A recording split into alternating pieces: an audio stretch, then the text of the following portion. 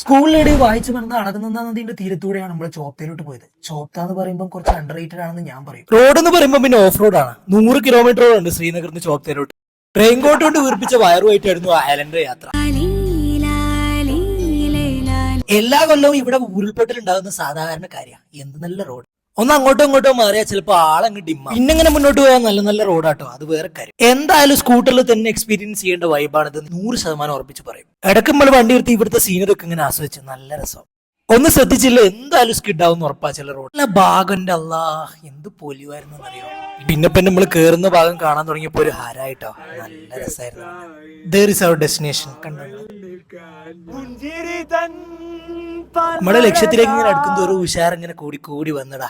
മഞ്ഞക്കുടി വണ്ടി ഓടിക്കുമ്പോൾ ശ്രദ്ധിക്കണം എന്ന് പിന്നെ മനസ്സിലായി. വീണടാ. ഓൻ ഓക്കെ എന്നൊക്കെ പറയുന്നുണ്ട്, ഓൻ ഓക്കെ അല്ല.